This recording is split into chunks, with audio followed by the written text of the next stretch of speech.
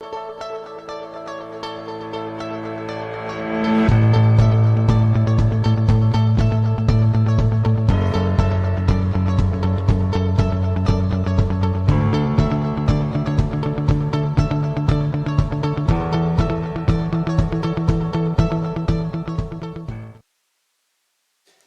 paz de Cristo para todos. Saludo cristiano en el nombre del Señor Jesús. Una cordial bienvenida a todos y cada uno de ustedes a su programa Descanso para tu alma. Me alegra en esta hora poder estar acá frente a su pantalla y compartir, amén, la palabra de Dios. Compartir el mensaje del Dios Altísimo, lo que Dios quiere que nosotros sepamos, lo que Dios quiere que nosotros entendamos.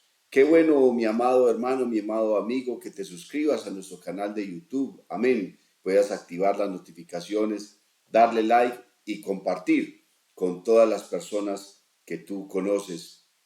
Y de esta manera, todos juntos podamos ser edificados en la palabra de Dios. Gloria al nombre de Jesús. En esta ocasión tenemos un tema muy importante, muy trascendental, tiene suma importancia en todo lo que tiene que ver con nuestra salvación. Y es una pregunta: ¿hay salvación fuera de la iglesia? ¿Hay salvación fuera de la iglesia? Bueno, yo quisiera, mis amados, leer la escritura para que podamos responder a esta pregunta, amén, a este cuestionamiento que tanta gente se está haciendo hoy en día. Quisiera leer entonces en el Evangelio según San Mateo, en el capítulo número 16 y en el verso número 18, amén. San Mateo, capítulo 16 y el verso 18, que dice así: y yo también te digo que tú eres Pedro, y sobre esta roca edificaré mi iglesia, y las puertas del Hades no prevalecerán contra ella. Quiero leerlo una vez más. Y yo también te digo que tú eres Pedro, y sobre esta roca edificaré mi iglesia, y las puertas del Hades no prevalecerán contra ella. Gloria al nombre del Señor Jesús. Bueno, antes de entrar en la meditación de la palabra, qué bueno poder elevar unas palabras de oración. Siempre la Biblia dice que todo lo que hagamos, sea de palabra o de hecho, debemos hacerlo en el nombre de Jesucristo. Vamos a presentar la palabra de Dios en esta hora, palabra que sabemos que será de edificación para ti y para los que te rodean. Amén. Y yo soy el principal necesitado en esta hora. Así que vamos a pedirle a Dios que nos inspire, que nos dé sabiduría, que nos dé gracia. A ti, que te abra el entendimiento, que haga alguien sabio de ti, que con humildad puedas recibir la palabra y que la podamos comer. Amén. La palabra de Dios hay que comerla. Eso dijo el profeta. Fueron halladas tus palabras y yo las comí, y me fueron por grande gozo y alegría de mi corazón, porque tu nombre fue invocado sobre mí. Así que vamos a pedirle al Señor Jesús que nos ayude y nos hable conforme a su propósito y conforme a su voluntad. Yo te invito para que cierres tus ojos, invoques el nombre de Jesús e inicies esta oración. Cristo Jesús, Dios del cielo, te damos gracias, oh Padre Celestial, por permitirnos estar acá en esta hora. Señor Jesús, frente a ti, en tu presencia, frente a todas estas personas, Señor Jesús, que con alegría y con ánimo voluntario quieren comer tu palabra, quieren aprender más y más de ti. Señor Jesús, yo soy tu siervo, tú me has llamado para esto. Yo te pido, oh Padre Celestial, que me des la palabra conforme a tu voluntad, conforme a nuestra necesidad. Dame la gracia, Señor, la inspiración, la unción, la autoridad, Señor, la revelación de ella, para que todas estas personas podamos ser edificados, Señor Jesucristo, en tu palabra. Bendito el nombre del Señor Jesucristo. Amén y amén. Gloria al Señor. Bueno, hemos querido tratar este tema. ¿Hay salvación fuera de la iglesia? ¿Por qué? Porque encontramos tantas personas hoy en día que realmente piensan y creen en su corazón que no hay que congregarse, que no hay que asistir a la iglesia, que ellos desde su casa pueden orar, pueden leer la Biblia y tener una vida cristiana y que no tenga nada que ver con ninguna iglesia en especial. Bueno, cuando nosotros entonces meditamos en la palabra de Dios, gloria al nombre del Señor Jesús, encontramos el propósito del Señor desde el principio, de tener un pueblo, de tener una nación que le sirva. Dice la Biblia, este pueblo he creado para mí, mis alabanzas publicará. Amén. Este pueblo he creado para mí, mis alabanzas publicará.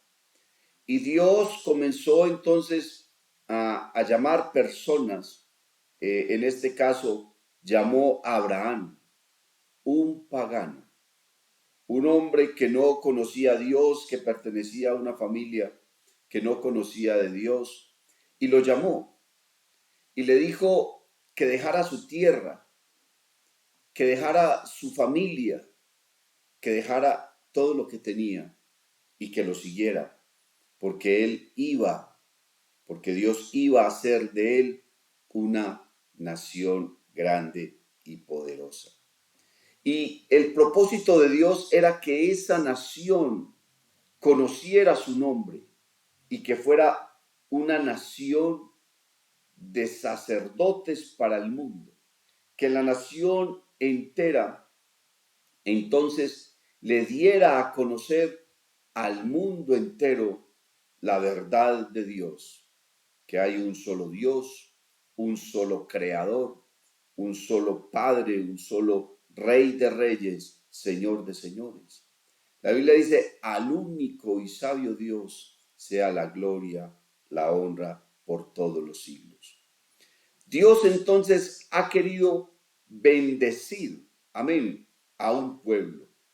Dios cuando entonces llamó a Abraham, le dijo, Abraham, si dejas todo y me sigues, yo haré de ti una nación grande y te bendeciré y serás bendición y en ti serán benditas todas las naciones de la tierra y bendeciré a los que te bendigan y a los que te maldigan, maldeciré. Y dice la Biblia que Abraham dejó todo, creyó a Dios y por el hecho de haber creído a ese llamamiento, por el hecho de haber creído a esa promesa, dice la Biblia, le fue tomado por justicia. Alabanzas al nombre de Jesús.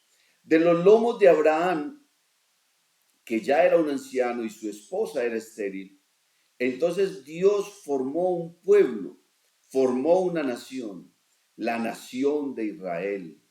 Y a través de Moisés los llamó, los sacó de allá de la esclavitud en Egipto, los llevó a un desierto, les dio palabra, les dio mandamiento, los bendijo, les dio maná, les dio su presencia. Alabanzas al nombre del Señor Jesús. Les dio su presencia, hizo milagros, hizo cosas maravillosas con ellos. Pero entonces Dios le había prometido al pueblo que les iba a dar un profeta semejante a Moisés, que les iba a dar un salvador, porque Dios le había prometido al hombre que les daría un salvador. ¿Para qué? Para perdonar sus pecados. El hombre había pecado. Y entonces ahora Dios les prometió a ellos un salvador. Y el día que ese salvador vino a esta tierra, porque la Biblia dice que Dios mismo se manifestó en carne y vino para salvar al ser humano. Dice la Biblia a lo suyo vino, y los suyos no le recibieron. Mas a todos los que le recibieron, a los que creen en su nombre, les ha dado potestad de ser hechos hijos de Dios, los cuales no son engendrados ni de carne, ni de sangre, ni de voluntad de varón, sino de Dios. Alabanzas al nombre de Jesús. Entonces vemos en el recorrido y en la historia bíblica el deseo de Dios de formar un pueblo, de formar una nación. Ahora, como el pueblo de Israel lo rechazó, Dios entonces extiende ese propósito al mundo entero. Finalmente Dios le había dicho a Abraham, en ti serán benditas todas las familias de la tierra. Lo que le quiso decir es, todas las familias, todas las personas, todas las gentes que crean en mí, como has creído tú, entonces serán benditos. Y benditos significa salvos. Venid benditos de mi Padre, heredad el reino preparado para vosotros. Esa palabra bendito significa redimido, salvo, santificado. Amén. Gloria al Señor Jesús. Ahora, entonces Dios, a través del apóstol Pedro, nos dice a nosotros, mas vosotros sois linaje escogido, real sacerdocio, nación santa, pueblo adquirido por Dios, para que anunciéis las virtudes de aquel que os llamó de las tinieblas a su luz admirable. Vosotros que en otro tiempo no erais pueblo, no habíais alcanzado misericordia, pero que ahora habéis alcanzado misericordia. Encontramos entonces en el propósito de Dios el hecho de tener un pueblo. Amén. Jesús entonces comienza a reunir un grupo de personas. Inicialmente llama a algunos hombres, a los cuales la Biblia los llama los discípulos. Y con ellos se unieron no solamente los 12, sino que tuvo un grupo de 70 y llegó a tener un grupo también hasta de 500 personas. Les enseñaba, les predicaba, les dio mandamiento, les dijo, vayan por todo el mundo, prediquen el evangelio a toda criatura. Y dice, el que crea y sea bautizado será salvo, pero el que no crea será condenado.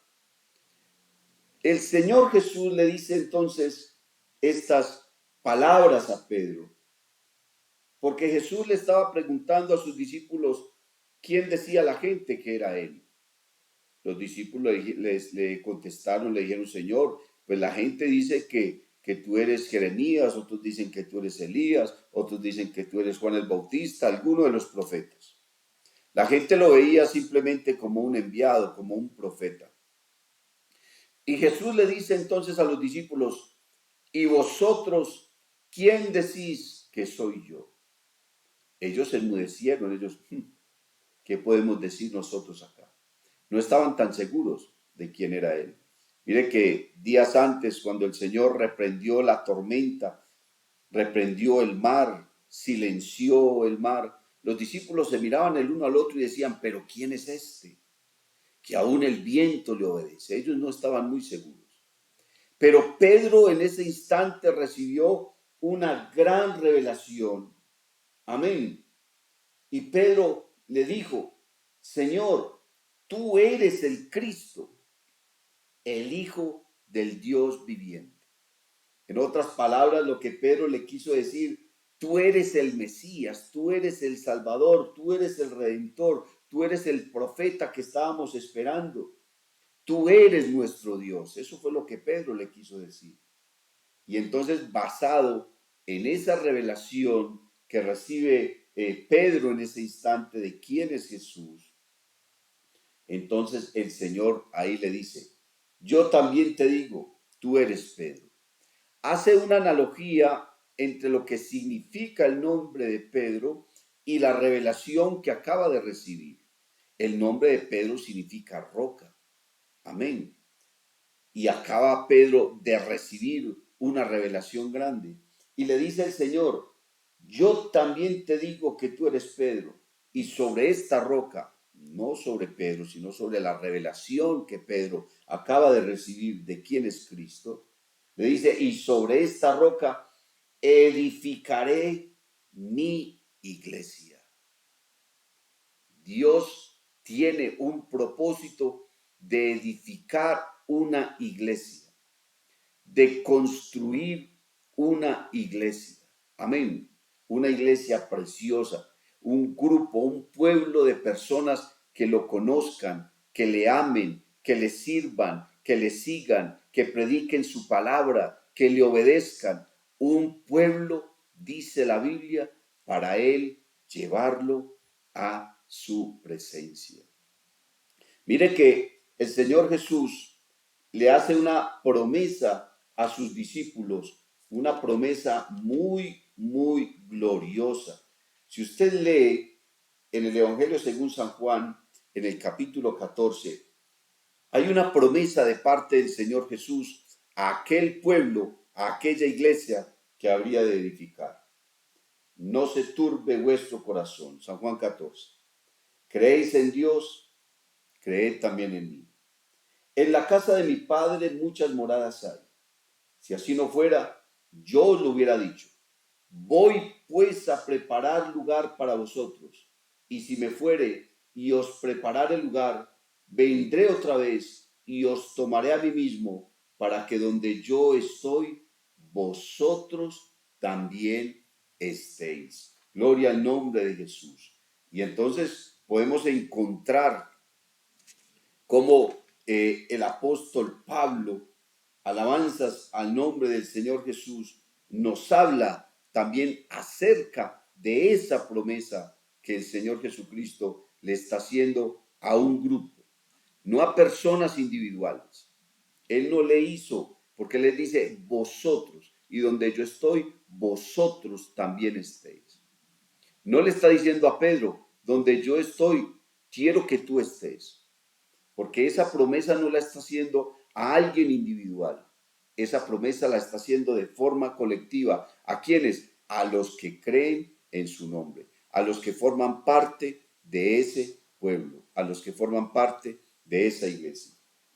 Pablo, entonces, en la primera carta a los tesalonicenses, en el capítulo 4, que también habla en plural, dice en el verso 13, tampoco queremos, hermanos, que ignoréis acerca de los que duermen, para que no os entristezcáis como los otros que no tienen esperanza.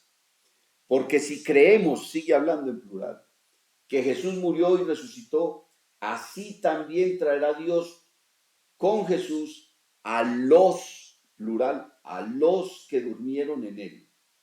Por lo cual os decimos esto en palabras del Señor, que nosotros, plural, que vivimos, gloria al Señor Jesús, que habremos quedado hasta la venida del Señor, no precederemos a los que durmieron, porque el Señor mismo con voz de mando, con voz de arcángel y con trompeta de Dios, descenderá del cielo, y los muertos, plural, en Cristo, resucitarán primero. Luego nosotros, plural, los que vivimos, los que hayamos, plural, quedado, seremos arrebatados juntamente con ellos en las nubes para recibir al Señor en el aire, y así estaremos siempre con el Señor. Por tanto, alentados los unos a los otros con estas palabras. Mire que tanto el Señor como el apóstol están hablando en plural. Están hablando de un pueblo. Vuelvo y repito las palabras de Pedro. Mas vosotros sois linaje escogido, real sacerdocio, nación santa, pueblo adquirido por Dios, para que anunciéis las virtudes de aquel que os llamó de las tinieblas a su luz admirable. Dios entonces le da las llaves a Pedro, las llaves para que él sea el primer predicador de la dispensación de la gracia, para que él sea el primer predicador en esta nueva era del hombre, la era del Espíritu Santo, la era de la gracia. Quisiera mirar entonces, porque estamos estudiando la palabra, hermanos. Estamos estudiando la Escritura. ¿Qué dice el libro de los Hechos de los Apóstoles? Pedro, en su primer sermón, predicó acerca del arrepentimiento, diciéndole a todos aquellos que le estaban escuchando, que era una gran multitud, que debían arrepentirse y que debían bautizarse en el nombre de Jesucristo. Y les dice, verso 36, capítulo 2 de los Hechos: sepa pues ciertísimamente toda la casa de Israel, que a este Jesús a quien vosotros crucificasteis, Dios le ha hecho Señor y Cristo. Al oír esto se compungieron de corazón y dijeron a Pedro y a los otros apóstoles: varones hermanos, ¿qué haremos? Pedro les dijo: arrepentíos y bautícese cada uno de vosotros en el nombre de Jesucristo para perdón de los pecados y recibiréis el don del Espíritu Santo. El don del Espíritu Santo en este contexto, mis hermanos, es la salvación. El don del Espíritu Santo en este contexto no es el hecho de hablar en otras lenguas. El don del Espíritu Santo en el contexto de la predicación de Pedro está hablando de la salvación. Y entonces, hablando de la salvación, les dice: porque para vosotros es la promesa, y para vuestros hijos, y para todos los que están lejos, para cuantos el Señor nuestro Dios llamare. Y con otras muchas palabras testificaba y les exhortaba diciendo: sed salvos de esta perversa generación. Así que los que recibieron su palabra fueron bautizados, y se añadieron aquel día como 3,000 personas. ¿Se añadieron a qué? Sigamos leyendo. Y perseveraban en la doctrina de los apóstoles, en la comunión unos con otros, en el partimiento del pan y en las oraciones. Perseveraban en la doctrina, en la comunión, en el partimiento del pan y en la oración. Esas 4 cosas que conjugan un culto, conjugan la reunión de los santos, que valga la redundancia, que se reúnen. ¿Para qué? Para predicar la doctrina, para conocer la doctrina, para distribuir la doctrina. ¿Para qué? Para compartir el pan, para tener una amistad, una hermandad, una comunión. Dice la Biblia: mirad cuán bueno y cuán delicioso es habitar los hermanos juntos y en armonía. ¿Por qué? Porque allí envía Jehová bendición y vida eterna. Si usted lee el Salmo 133, esta comunión, esa coinonía, esa armonía, esa amistad, esa hermandad de los hermanos, nuevamente que valga la redundancia, de la iglesia, entonces se comparan con la unción. Mire que dice: es como el buen óleo que desciende sobre la barba de Aarón, y baja hasta el borde de sus vestiduras. Lo compara con la unción en el Antiguo Testamento. Lo compara como el rocío de Hermón que desciende sobre los montes de Sión. Refrescan el monte, reverdecen el monte, traen agua fresca, aire puro. Con eso compara esa comunión. Pero entonces dice que ellos eran añadidos. Así que los que recibieron su palabra fueron bautizados, y se añadieron aquel día como 3,000 personas. ¿Se añadieron a dónde? El verso 47 del mismo capítulo 2 dice: alabando a Dios. Leámoslo desde el verso 46. Y perseverando unánimes cada día en el templo, y partiendo el pan en las casas, comían juntos con alegría y sencillez de corazón, alabando a Dios y teniendo favor con todo el pueblo. Y el Señor añadía cada día a la iglesia los que habían de ser salvos. Añadía a la iglesia los que habían de ser salvos. No dice que añadía a la iglesia los que eran salvos. Lea bien el versículo. Y añadía a la iglesia los que habían de ser salvos. ¿Por qué dice que los que habían? Porque ellos se añadían a la iglesia. Empezaban a ser instruidos en la palabra.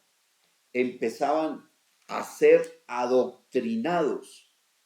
Si usted lee el Evangelio según San Mateo, el capítulo 28, ese fue uno de los mandamientos que el Señor le dejó a los discípulos, que tenía que ver con la iglesia.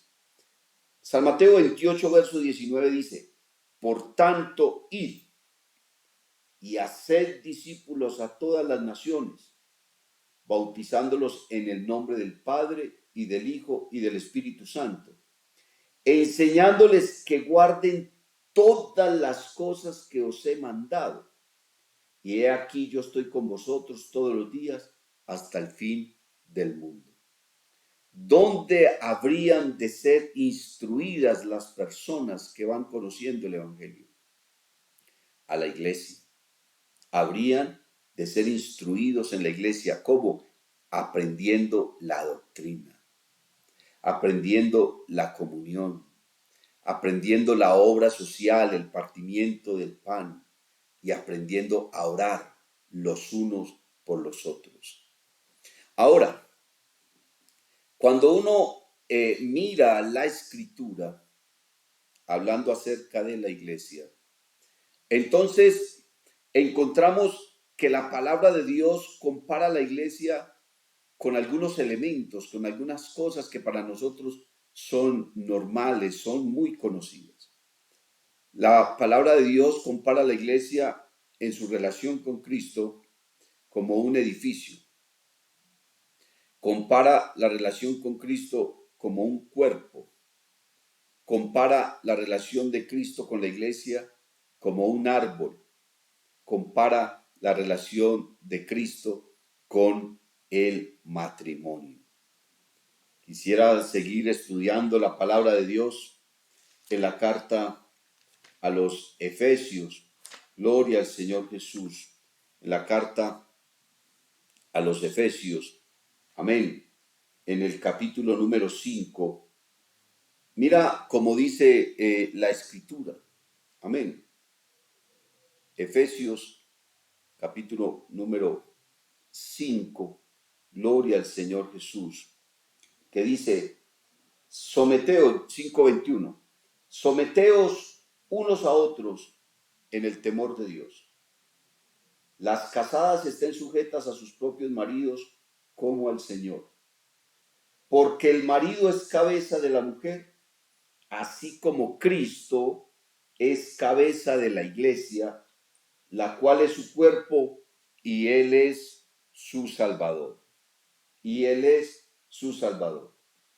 Así que como la iglesia está sujeta a Cristo, así también las casadas lo estén a sus propios maridos en todo.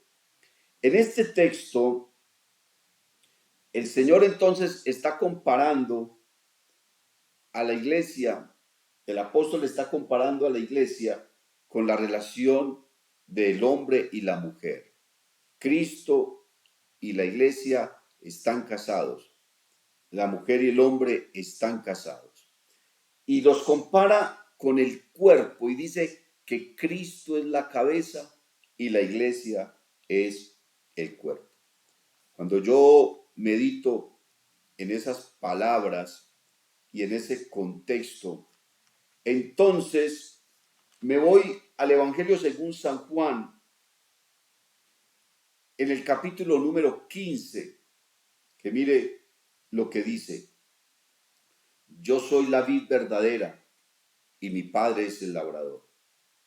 Todo pámpano que en mí no lleva fruto, lo quitará, y todo aquel que lleva fruto, lo limpiará, para que lleve más fruto. Ya vosotros estáis limpios por la palabra que os he hablado. Permaneced en mí, o sea, en la iglesia, porque si Cristo es la cabeza y la iglesia es el cuerpo, entonces la iglesia forma parte de Cristo. Permaneced en mí y yo en vosotros. Amén. Como el pámpano no puede llevar fruto por sí mismo si no permanece en la vid, así tampoco vosotros si no permanecéis en mí. Yo soy la vid, vosotros los pámpanos. El que permanece en mí y yo en él, éste lleva mucho fruto, porque separados de mí, nada podéis hacer. Una persona apartada de la iglesia, lejos de la comunión de la iglesia, no puede llevar fruto para salvación. Es en el seno de la iglesia donde nosotros somos edificados, somos alimentados, somos instruidos, somos bendecidos, porque allí envía Jehová bendición y vida eterna. Gloria al nombre del Señor Jesús. Volvamos a la carta a los Efesios. Volvamos a la carta a los Efesios en el capítulo 4 y el verso número 11.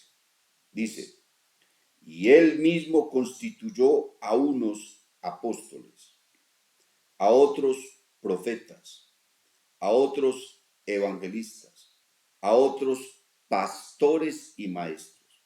¿Con qué propósito? A fin de perfeccionar a los santos, o sea, a la iglesia, para la obra del ministerio, para la edificación del cuerpo de Cristo, o sea, la iglesia, hasta que todos lleguemos a la unidad de la fe y del conocimiento del Hijo de Dios, a un varón perfecto, a la medida de la estatura de la plenitud de Cristo. Y mira la exhortación: para que ya no seamos niños fluctuantes, llevados por doquiera de todo viento de doctrina, por estratagema de hombres que para engañar emplean con astucia las artimañas del error, sino que siguiendo la verdad en amor, crezcamos en plural, crezcamos en todo en aquel que es la cabeza, esto es Cristo. Verso 16. De quien todo el cuerpo, bien concertado y unido entre sí por las coyunturas, que se ayudan mutuamente, según la actividad propia de cada miembro, recibe su crecimiento para ir edificándonos, plural, en amor.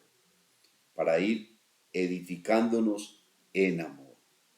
Si no hay necesidad de una iglesia, si no hay necesidad de un lugar donde nos congreguemos y estemos en comunión, entonces, ¿para qué Cristo estableció pastores? ¿Para qué Cristo estableció maestros? No tendría ningún sentido. Nosotros vemos al apóstol Pablo viajando, haciendo obra misionera, ganando almas, fundando y estableciendo iglesias, y en cada una de esas iglesias ponía un pastor, ponía un predicador. ¿Para qué? Para que edificara la iglesia, para que les enseñara la palabra, para que los instruyera en la doctrina, para que les enseñara a orar, para que les enseñara a adorar, y todos juntos de esa misma manera, entonces poder congregarse y ¿qué? Y conocer, entender el evangelio y poder alcanzar la salvación del alma.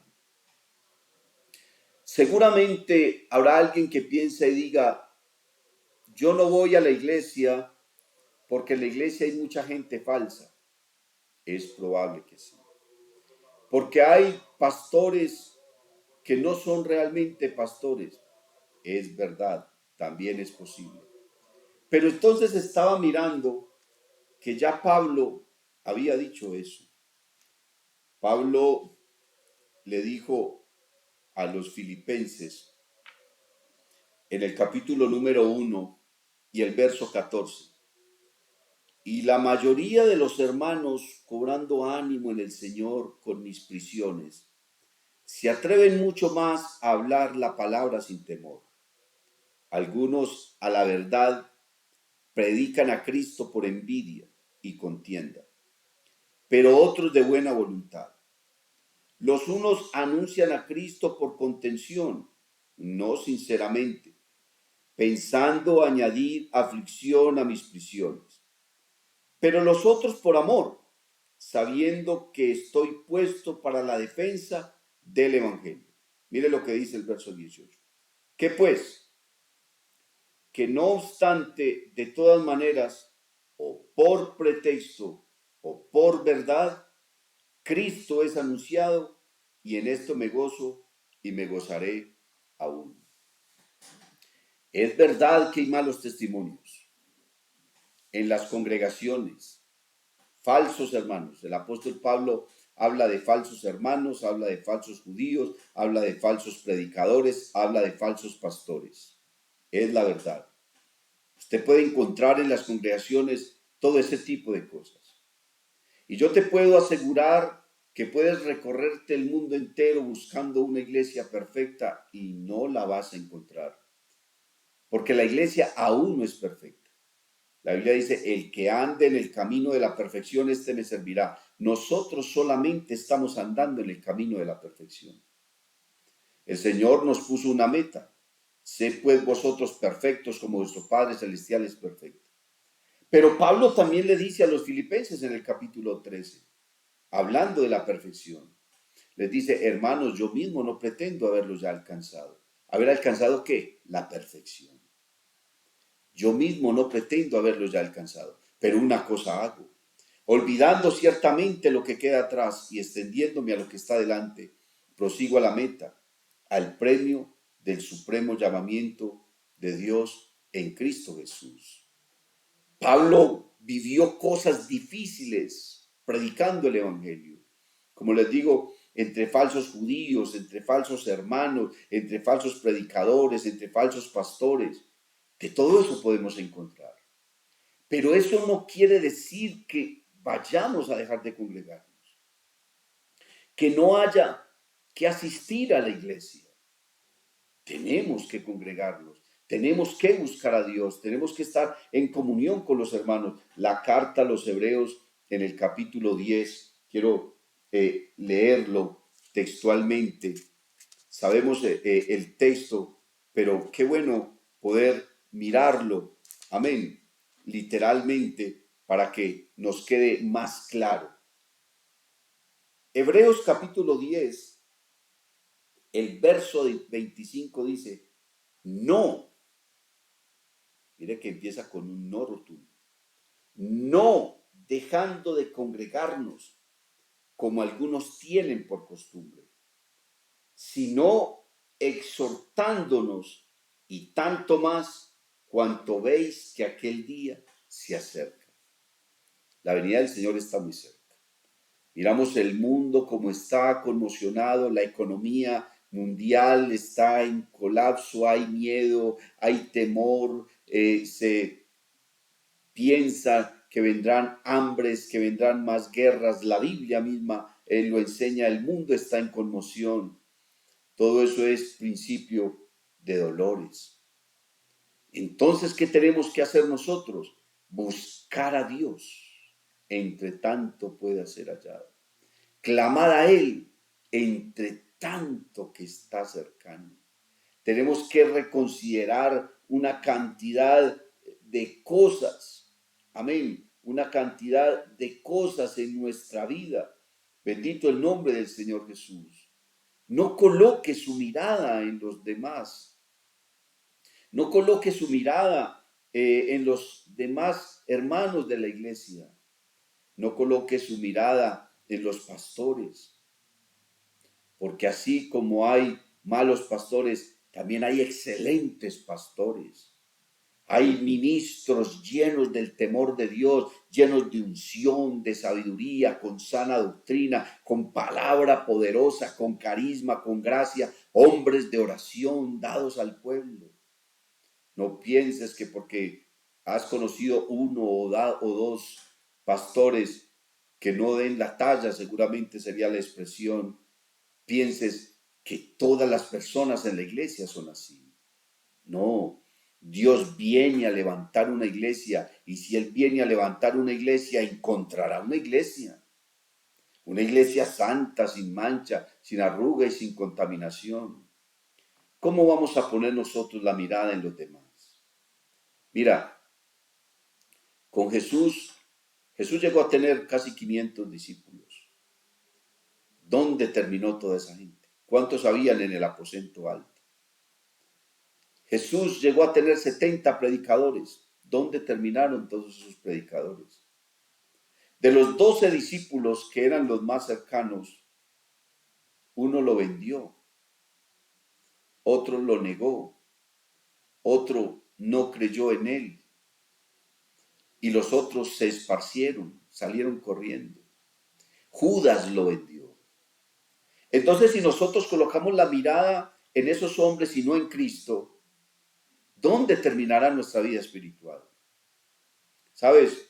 Yo llevo cerca de 30 años en la iglesia.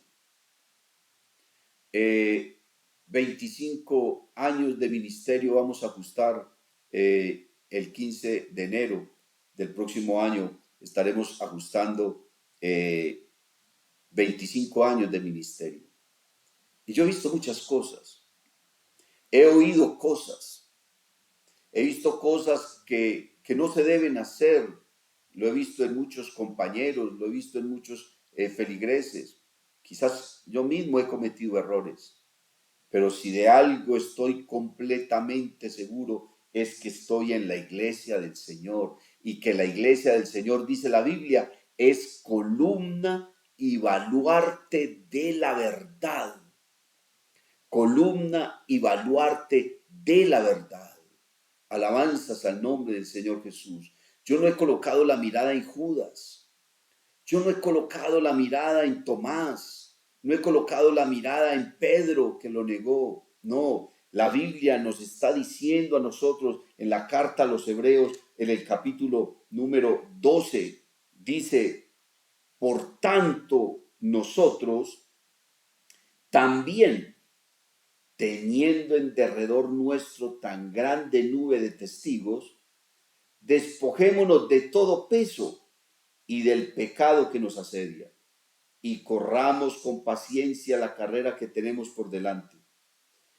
Puestos los ojos en Jesús, el autor y consumador de la fe, el cual, por el gozo puesto delante de él, sufrió la cruz, menospreciando el oprobio, y se sentó a la diestra del trono de Dios. Puestos los ojos en Jesús. ¿Quién fue el que fue a la cruz? Cristo. ¿Quién fue el que te salvó? Cristo. ¿Quién fue el que perdonó tus pecados? Cristo. ¿Quién es el que ha prometido darte vida eterna? Cristo. ¿Quién es el que ha prometido que un día vendría y con voz de mando, con voz de arcángel y con trompeta de Dios te levantará y te llevará a su gloria y te llevará a su presencia? Cristo es el que lo ha hecho. Así que nuestra mirada tiene que estar puesta en Jesús. Él es el autor y consumador de la fe. Pero no podemos hacerlo fuera de la iglesia. La iglesia es el cuerpo de Cristo. Y recuerda lo que leímos ahora en San Juan 15. Apartados de mí, nada podéis hacer. Es la iglesia el lugar de refugio, es la iglesia nuestro escondedero, es la iglesia el lugar donde nosotros estamos en comunión, es la iglesia donde nosotros somos instruidos por la palabra, es la iglesia donde Dios derrama bendición, vida eterna, es la iglesia donde conocemos la doctrina, donde se nos predica la palabra, donde oramos, donde adoramos a Dios en comunión. Usted puede orar en su casa, claro. Puede adorar a Dios en su casa, también. Puede poner una predicación como este video ahí en su pantalla y puede hacerlo. Pero nada de esas cosas se comparan al hecho de hacerlo en la iglesia. La iglesia no son las cuatro paredes, son las personas. Somos las personas que nos reunimos, que estamos allí juntos, que estamos allí en armonía. Tenemos que tener un pastor al cual sujetarnos. La Biblia dice que debemos sujetarnos a las autoridades superiores. Amén. Para Dios vale más el obedecer que los muchos sacrificios. Y la Biblia dice, hermano, obedeced a vuestros pastores, sujetaos a ellos, porque ellos velan por vuestras almas como quienes han de dar cuenta a Dios. Tú le debes una sujeción voluntaria a tu pastor. Tú le debes una sujeción voluntaria y una obediencia voluntaria a aquel ministro. El pastor no te va a obligar a que le obedezcas y a que te sujetes. Nosotros los ministros no hacemos eso, ese tipo de cosas. Pero tú, por causa de tu conciencia y por causa de la conciencia de los que te conocen, debes sujetarte y debes someterte. Qué bueno poder escudriñar e investigar qué significan esas palabras, qué significa obedecer, qué significa sujetarse. Amén. ¿Qué significa someterse? Esas palabras las tienes que analizar, las tienes que escudriñar, las tienes que investigar, mirarlas en la palabra de Dios. Y la Escritura nos está diciendo, no dejando de congregaros como algunos tienen por costumbre. Estamos en una época donde ya la gente no se quiere congregar, donde la gente dice, no, yo para salvarme no necesito ir a una iglesia. Mi hermano, eso es una falsa doctrina. Ese es un engaño del enemigo. Eso es una estratagema, como usa las palabras el apóstol, para desviarnos de la verdad. Cristo ha establecido una iglesia, Cristo está edificando una iglesia, Cristo ha establecido pastores y maestros para edificar esa iglesia. Cristo quiere bendecirte a ti, pero a través de la iglesia, a través del ministerio. Amén, porque nos quiere perfeccionar. Dice la Biblia, hasta que todos lleguemos a la unidad de la fe. ¿Cuándo alcanzaremos nosotros la unidad de la fe? Cristo lo sabe. Estamos en sus manos. Esta iglesia, este pueblo, depende solamente de la mano poderosa de Cristo. Pero yo me sigo aferrando. Y siempre en mi vida alguien dirá, no, es que el Salmo 133 era para el pueblo de Israel, era en la ley. Bueno, Dios es el mismo ayer, hoy y por todos los siglos. Y si Él dice que debemos mirar que es bueno y que es delicioso habitar los hermanos juntos en armonía, yo lo creo. Porque allí envía bendición y vida eterna. Las bendiciones más grandes, mis amados, las he recibido en un culto, en comunión con los hermanos. En un culto fui lleno del poder del Espíritu Santo. En un culto escuché la palabra de Dios. En un culto decidí entregarle mi vida a Cristo. En un culto me arrepentí. En un culto fui bautizado. En un culto fui lleno del poder del Espíritu Santo. En un culto comencé a predicar. En un culto me llamó Dios a servirle. En un culto me envió Dios al ministerio. No porque yo sea pastor, quiero tenerlos a todos ahí. Ese no es mi anhelo, ese es el anhelo de Cristo.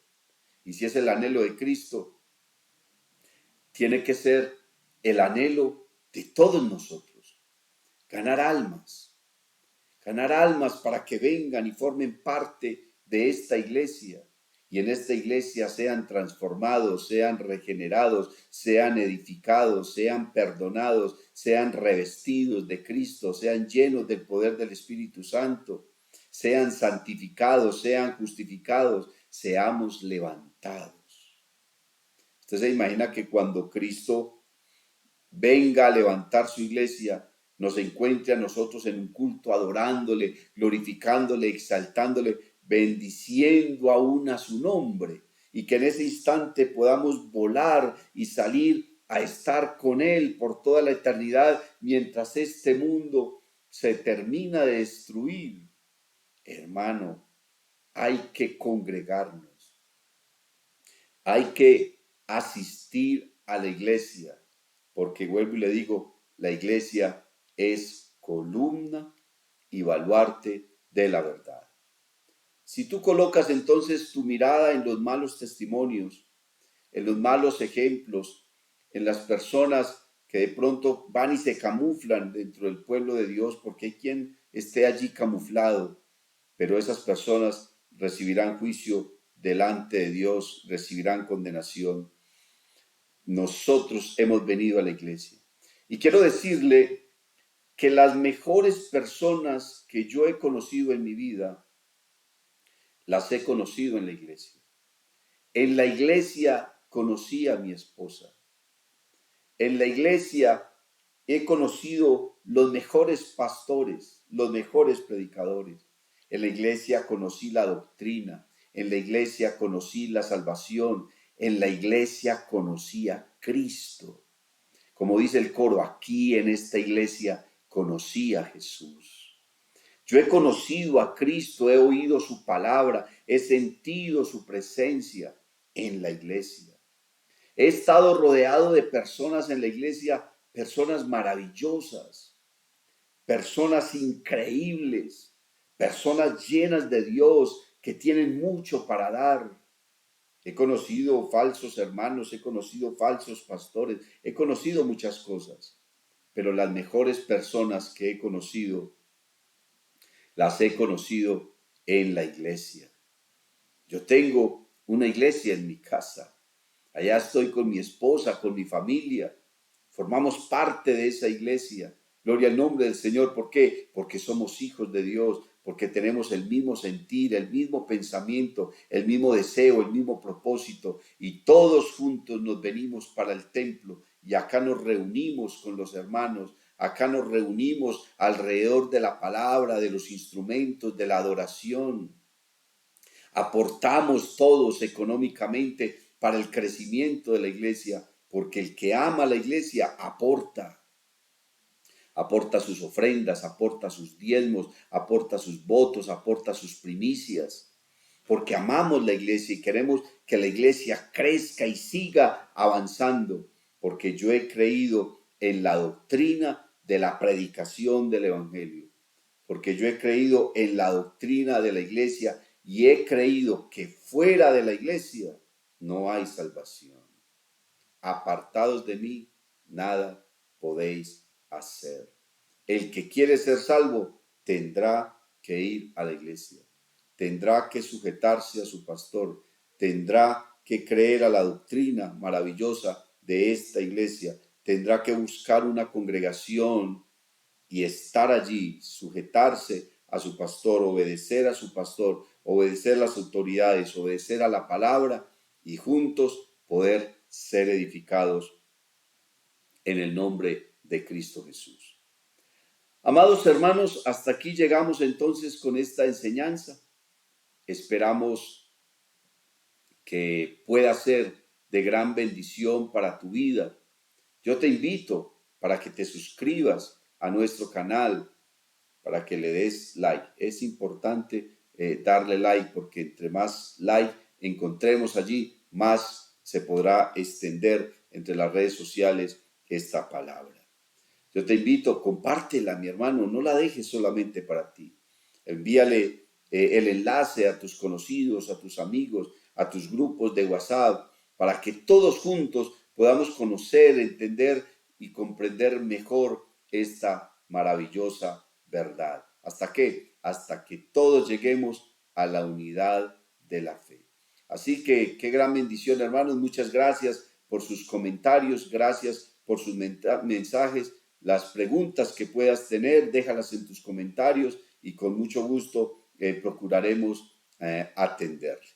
Para todos y cada uno de ustedes, la paz de Cristo, y estamos seguros de que esta palabra será poderosa para tu vida.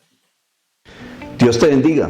Si te ha gustado esta predicación, te invito para que visites mi canal en YouTube y en Facebook, Eduard David Taborda. Suscríbete y activa las notificaciones. Estoy seguro de que esta palabra será poderosa para tu vida.